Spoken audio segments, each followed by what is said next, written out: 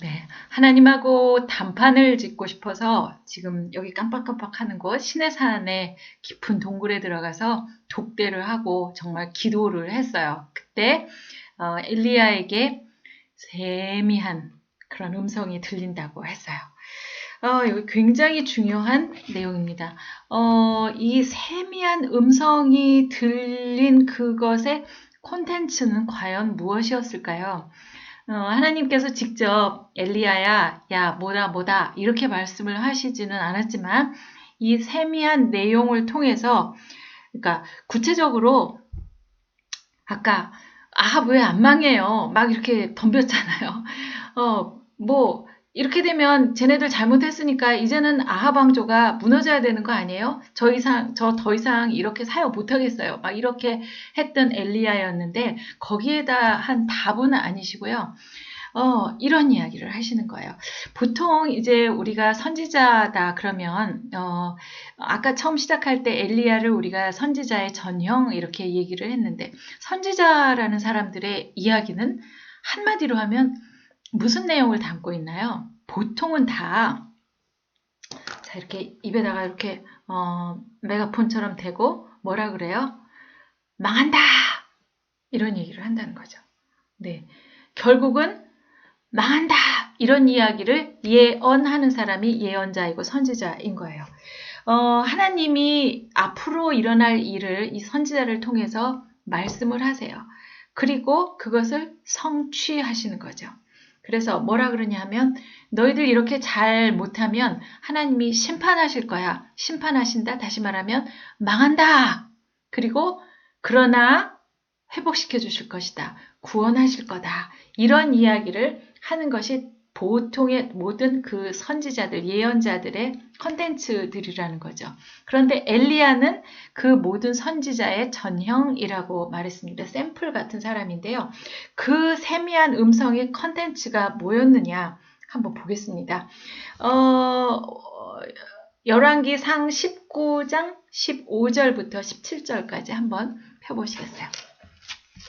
여러분의 성경책 열왕기상 19장 15절부터 여호와 하나님께서 엘리야에게 세 가지 일을 시키세요. 네. 여호와께서 그에게 이르시되 뭐라 그러셨냐? 첫째, 너는 네 길을 돌이켜서 지금 어디 있어요? 시내산에 있는데 길을 돌이켜서 광야를 통해서 어디까지 가라? 다메섹까지 가라고. 지금 여기 시내산에 있는데 이 꼭대기 다메섹까지 가라고 그래요. 이 다메섹까지 얼마나 먼 길인데 거기까지 가라고 명령을 하십니다. 그래서 거기 누구를 만나냐 하면 거기 가거든 하사엘이라는 사람을 만나서 하사엘에게 기름을 부어서 아람의 왕이 되게 하고 그 당시 이 하사엘은 그 벤하닷 왕이라는 사람이 부하거든요. 왕이 아직 아니었었는데 하사엘에게 기름을 부어서 걔가 왕이 되도록 미리 이렇게 얘기를 하라는 거죠. 너가 이 아람 나라의 왕이 된다. 이 아람이 지금의 이제 시리아인데 아람의 왕이 될 거다. 네가 그렇게 미리 예언을 해주는 거예요. 두 번째 16절 뭐라고요? 그리고 또 님시의 아들 예후에게 기름을 부어서 이스라엘의 왕이 되게 하고 지금 이스라엘의 왕 누구예요? 빨리 안 무너지는 누구? 아합 왕이잖아요. 그런데 아합 왕인데 그 이후에 예후한테 기름을 부어서 이스라엘 왕이 되도록 한다는 거예요. 지금 아합이 왕인데 앞으로 예후야 네가 왕이 될 거다. 그리고 또 하나 세 번째 명령이에요. 사밧의 아들 엘리사에게 기름을 부어서 너를 대신해서 선지자가 되게 하라. 그러니까 지금 네가 엘리야 네가 활동을 하고 있는데 너 다음 선지자는 엘리사이다. 이렇게 얘기를 해주시는 거예요. 와, 그래서 어떻게 되느냐? 하사엘의 칼을 피하는 자를 예후가 죽일 것이고 예후의 칼을 피하는 자를 엘리사가 죽일 것이다. 그러니까 지금 왜 아합 안 망해요? 이렇게 하고 있는 엘리야에게 여호와 하나님은 애둘러서 자 가서 저기 다메섹에 가서 아람 왕 지금 벤하닷 대신에 하사엘한테 왕된다 말해라. 그리고 나서 또 아합 다음에 예후한테 기름 부어서 예후가 그 다음 왕이 된다고 말해라. 그리고 나서 너 다음에 엘리사에게 기름 부어서 너의 사역을 물려줘라. 그러면 이 세 사람의 일을 통해서 아합은 무너질 것이다 라는 이야기를 해주시는 거죠. 아, 참 놀랍지 않습니까? 그래서 정말 놀랍게도요, 다메섹에 가서 이제 진짜 이 먼 길을 올라가서 다메섹으로 갑니다. 그리고 나서 다메섹에서는 그 아람 왕인 하사엘이 왕 되는 것을 보고요. 나중에 그 아람이 북이스라엘에게 이제 전쟁을 걸어와요. 아람이라는 나라. 그러니까 벤하닷 지나고 누가 왕이 된다 그랬죠? 하사엘이 왕이 된다 그랬죠? 그 사람이 이끄는 아람 왕이 와가지고 북이스라엘을 쳐요. 그 전쟁에서 누가 죽어요? 아합 왕이 죽어요. 네. 아합 왕이 드디어 죽는 거예요. 그리고 하사엘의 칼을 피하는 자 이렇게 나와 있잖아요. 아합은 죽었지만 또 다 전멸시키지는 못하는데 그 남아있는 사람들을 어떻게 해요? 예후가 죽인대요. 새롭게 왕이 되는 예후가 그 나머지 잔당들을 죽일 것이고 또 그 예후의 칼을 피해서 남는 사람들은 누가 처리를 합니까? 엘리야 다음에 나오는 선지자 엘리사가 또 그 완전 마무리를 다 할 것이다 라는 게 정말 예언 그대로 이루어졌다 하는 것입니다. 그래서 이 하나님의 세미한 음성대로 순종을 해서 간 엘리야는 하사엘 그리고 예후 그리고 엘리사를 통해서 그 모든 것이 성취되는 그런 것을 보게 됩니다. 그래서 그 엘리야라는 선지자의 의미는 선지자의 전형으로서 엘리야의 그 모습을 보여주고요. 그리고 앞으로 왕정 말기까지 나타날 예언자의 역할이 무엇인지를 보여주는 샘플이 바로 엘리야였다. 앞으로 나타나는 예언자의 역할 뭐예요? 이렇게 하면 뭐라 그랬죠? 예언자들이 말하는 거. 뭐라고 말해요? 망한다! 전부 다 나와가지고 선지자들이 망한다! 북이스라엘 망한다! 남유다도 망한다! 이렇게 얘기하는 거예요. 망하는데 그것이 이제 망하는 게 진짜로 성취됐고요. 그리고 나서 하나님께서는 심판하시나 구원하신다. 나중에 남유다가 그 바벨론에게 망하고 포로로 잡혀간 다음에 그 다음에 또 선지자들은 뭐라고 말해요? 망해서 포로로 갔는데 나중에 하나님이 심판하시지만 구원하신다. 회복해 주신다. 뭐 70년 있다가 나라로 돌아간다. 이런 것도 다 선지자들이 다 얘기한 거라는 거죠. 그래서 이렇게 엘리야가 활동을 하면서 여러 가지를 하나님의 사명 감당을 했습니다. 이때에 나오는 것이 이제 오바댜 요엘인데요. 그 전에 참 요거를 한번 얘기를 하고 가야 될 것 같아요. 뭐 이대로 두고요. 여기 3번에 이렇게 해서 엘리야가 사명을 감당하고 그 결과 어떻게 됐느냐면 3번 두 샘플의 최후를 극명하게 대조시키고 있다. 이렇게 얘기를 하고 있습니다. 아, 참 무서워요. 아합은 개처럼 죽음을 당해요. 네. 제가 그냥 하는 소리가 아니라 실제로 그렇게 됩니다. 열왕기상 22장 37절. 한번 성경을 펴보세요. 22장 37절. 이제 맨 마지막 장이에요. 37절을 보면 이 아합 왕이 죽었어요. 이미 죽어가지고 그의 시체를 매가지고 사마리아에 이르러서 사마리아에 장사를 했는데 거기 그 병거에서 죽어서 그 마차에서 죽어서 거기 이제 마차에 피가 막 있을 거 아니겠어요? 그래서 사마리아 연못에서 그 마차를 씻었어요. 그랬더니 개들이 그 피를 핥았다 하는 거죠.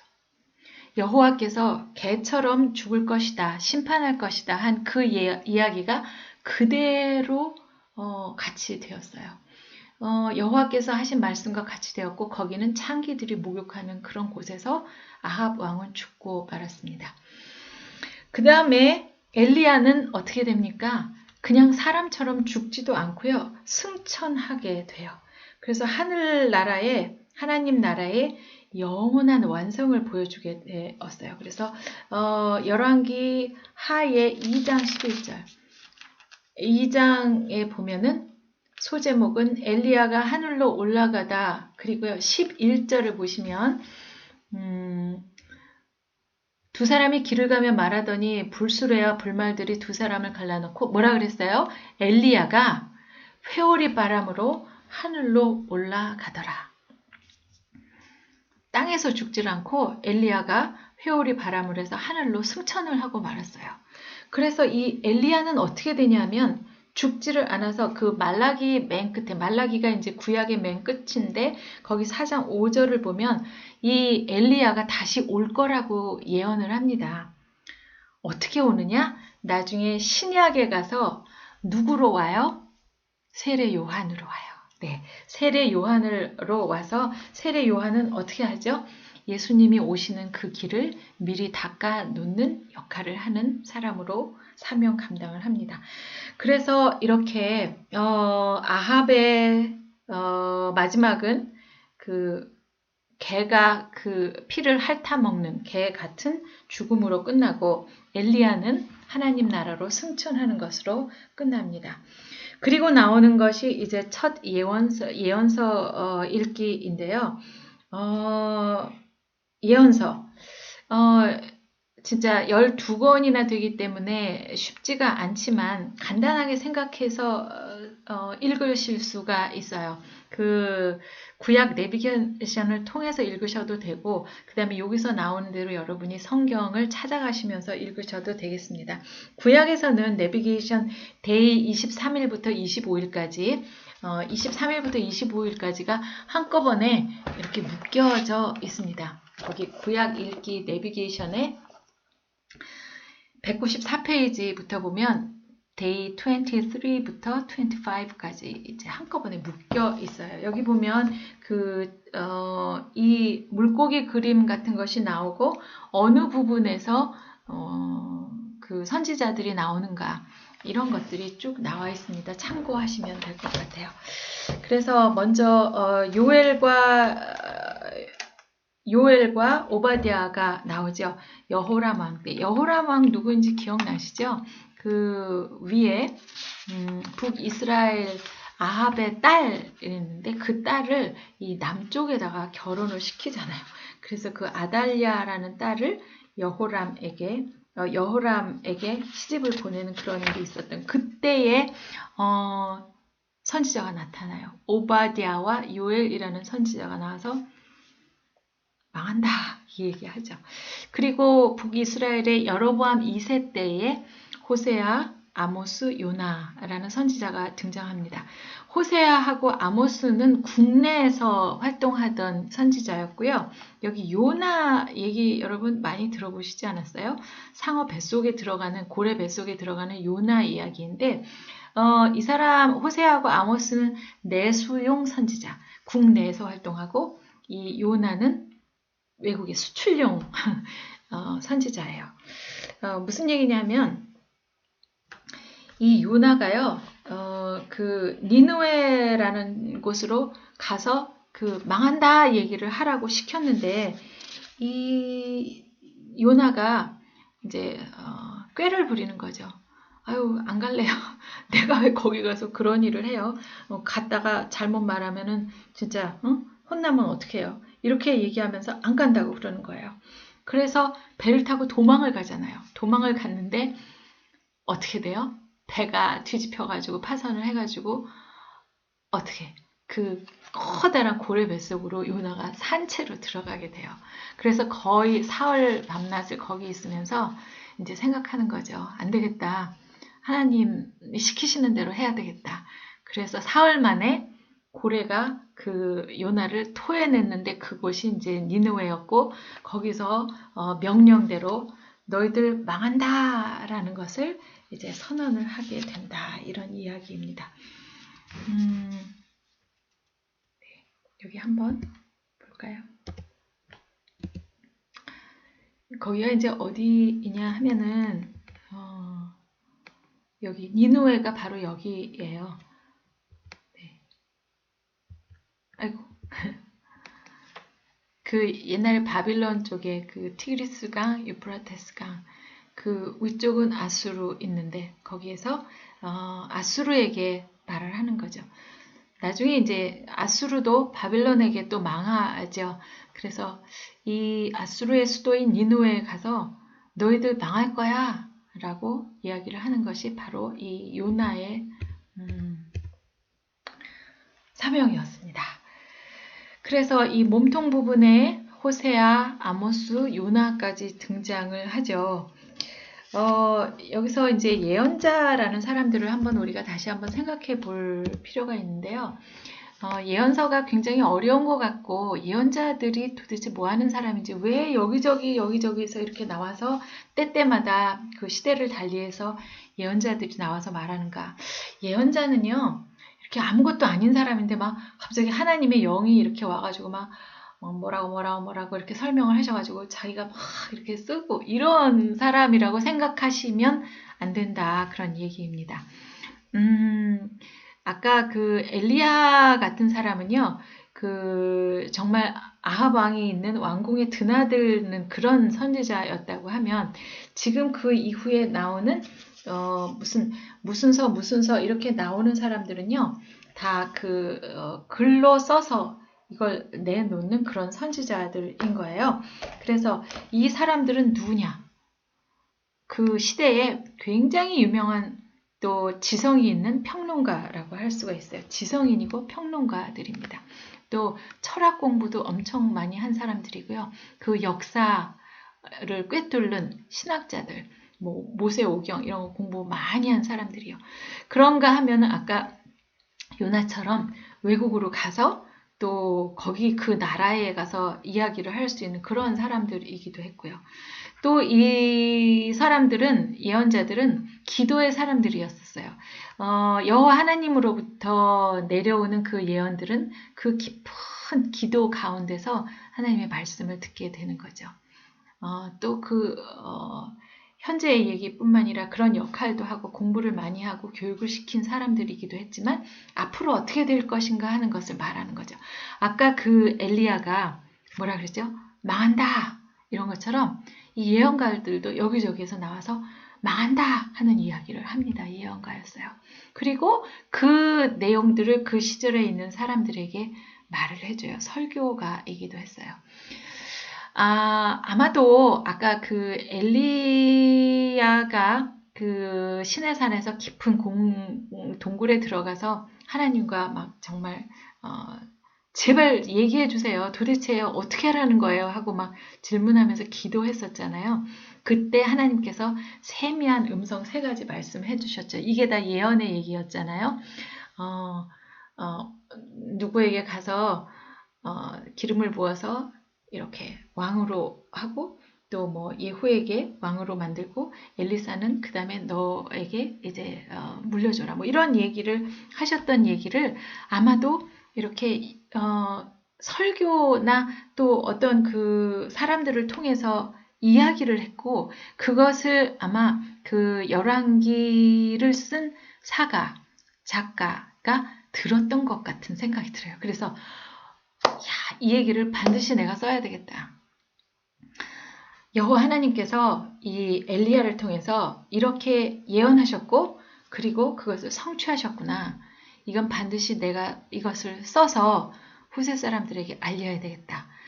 그냥 보통 역사책에 누가 왕이 1대 2대 누구 나와서 이렇게 갔다라는 것만 가지고는 안 되겠다. 나는 분명히 이 메시지를 전해야 돼. 아까 맨 처음에 뭐라 그랬죠? 북이스라엘이 왜 망했는지 나 꼭 말하고 싶어 라고 그렇게 얘기했던 거. 그걸 쓰고 싶지 않았던가 이런 생각이 들어요. 이 예언가들은 평론가였고 철학자였고 신학자였고 기도의 사람이었고 설교가였고 또 글을 굉장히 잘 쓰는 문필가였다는 거예요.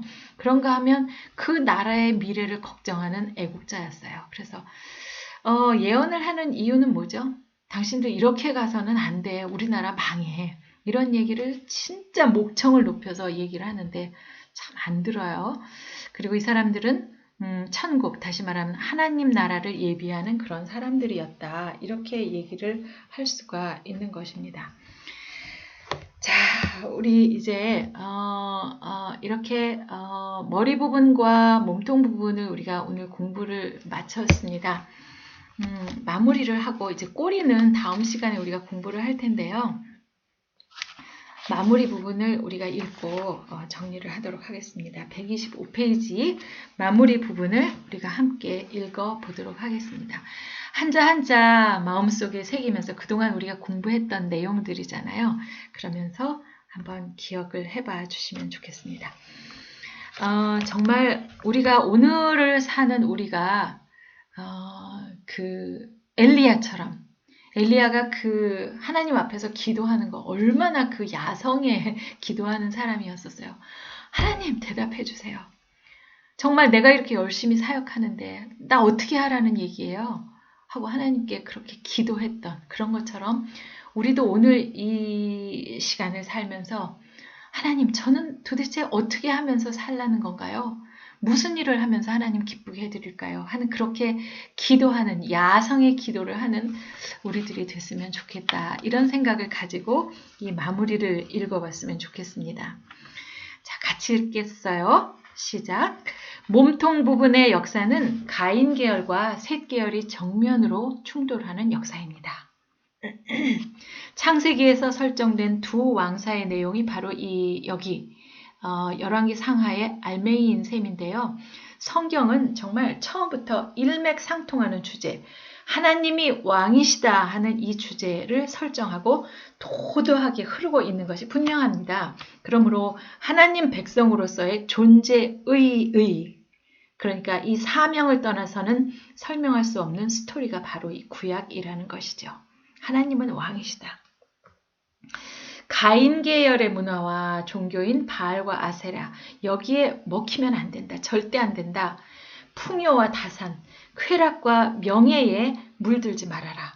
그것을 너희들은 정복을 해야 된다. 그것이 거룩한 하나님 백성의 사명인 것이다. 섞이면 안 된다. 물들면 안 된다. 너희들은 그것을 정복해라. 이런 얘기죠. 그런데 이스라엘의 이 위대한 사명이 이루어지기는커녕 오히려 바알과 아세라가 들어와서 어떻게 잠시게 되었는가를 이 역사가 보여주는데 그것이 바로 아합의 역사였다는 거죠. 결국 세상 나라인 바알과 아세라가 왕노릇하도록 만든 아합 왕의 치정이야말로 열왕기 사가가 볼 때 가장 치명적인 그런 부분이었던 것입니다. 그러나 이 가운데서도 하나님의 나라 싸움을 싸우는 전사가 있었으니까 바로 그가 누구냐? 엘리야였던 것입니다. 그리고 이 나라는 계속 다음 세대로 이어질 것입니다. 엘리야가 놀라운 승리를 했는데도 여전히 그 아합의 왕조, 그 나라는 변하지가 않았어요. 그래서 엘리야가 너무너무 디프레스 됐어요. 그때 주신 하나님의 메시지를 한번 보세요. 더 이상 이 어려운 사역 하지 못하겠고 정말 죽고 싶었을 때 하나님께서 주신 메시지 어떠하였던가요? 여기 보세요. 너는 네 구간만 달리면 돼. 너는 너에게 주어진 그 구간만 열심히 달리면 돼. 내 나라는 내가 책임질게. 걱정하지 마라. 앞으로 아합 가문이 어떻게 심판을 받는지 너 두고 봐라. 이제 이런 드라마가 펼쳐질 때 주인공이 될 하사엘 그리고 예후, 엘리사 너 가서 기름 부어. 그러면 이런 사람들을 통해서 아합이 멸망할 거야. 이렇게 얘기를 합니다. 실제로 이 예언대로 되는지 그것만 꽉 붙잡고 한번 따라가 보시기 바랍니다. 아합과 엘리야 그 두 주인공이 엮어내는 그 이후의 역사 정말 예언대로 됩니다. 하나님은 왕이십니다. 이런 얘기죠. 바로 이것이 열왕기 사가의 관점이었다 하는 겁니다. 네, 정말 놀라운 게요. 여기 지금 조금 어렵긴 하지만 이 성경 역사의 시대별 도표가 이렇게 나와 있는데요. 여기 이제 히브리 사람들의 역사가 이제 쭉 이렇게 이제 시간별로 이렇게 연대별로 이루어지잖아요. 요거는 애굽, 이집트의 역사이고요. 요 메소포타미아가 이제 보면 여기 어떤 때는 아수르와 이렇게 바벨론으로 나뉘어져 있잖아요. 그리고 어떤 부분은 구 바벨론 제국으로 이렇게 나와져 있고요. 그렇게 해서 이렇게 세상 나라가 가는 것, 또 여기 하나님 나라가 흘러가는 역사, 이런 것들이 이제 나오게 되는 거예요. 근데 그때 이제 어떤 일이 일어나느냐 하면, 여기 보면, 여기 출애굽기, 사사시대 이렇게 지나가잖아요. 사울 왕, 다윗 왕, 솔로몬, 이렇게 해서 솔로몬 다음에 어떻게 돼요? 나누어졌잖아요. 북이스라엘과 유다로 나뉘어졌었어요. 그러다가 어떻게 됩니까? 북이스라엘이 망해요. 누구에게? 아수르에게 망해요. 그래서 여기 이제 빨간색으로 보면 여기가 이제 아수르 나라인데, 와, 이게 이제 이렇게 좁을 때의 그 세력하고 이게 이제 점점 뚱뚱해져서 이렇게 이제 엄청나게 이 세력을 가지게 되는 거죠. 이 뚱뚱한 나라가 왜 이렇게 뚱뚱해졌어요? 여기 북이스라엘도 잡아갔잖아요. 그리고 여기 여기 어느 나라인가요? 히타이트족, 이런 또 여기 수리아, 이런 나라도 다 이렇게 침략을 해가지고 다 먹어간 거예요. 그래가지고 점점 아수르가 뚱뚱해지는 그 나라에 이제 북이스라엘이 망해서 합쳐지는 거예요. 그런데 이때 아까 있었잖아요. 아까 그 예언자 중에 한 사람 외국으로 수출용 한 분 있었죠. 요나가 어디로 가서 얘기하냐면 이 뚱뚱하고 무서운 이 나라 아수르의 그 수도인 니느웨로 가가지고 여기다가 이렇게 대고 뭐라 그랬어요? 망한다! 이렇게 얘기해가지고 그때 굉장히 많은 사람들이 그 요나의 말을 믿고 이렇게 될 것을 생각하고 막 회개하고 그런 일이 진짜로 벌어졌다 하는 이야기입니다. 근데 진짜 망했어요. 그러니까 이 하나님 나라의 그 예언자들이 한 예언들이 정말로 하나님께서 미리 말씀을 해주셨고 그 예언대로 성취가 되었다는 것들을 이렇게 볼 수가 있죠. 나중에 그래서 아수르도 이제 여기 망하게 되고 나중에 나중에 남유다도 이제 망하게 돼요. 그때는 어디에 망하느냐? 바벨론 제국에 망하게 되는 그렇게 되는 역사가 이어진다 하는 겁니다. 네, 그렇게 해서 오늘 굉장히 어려운 공부를 계속해서 하셨는데요. 여러분 진짜 수고 많이 하셨어요.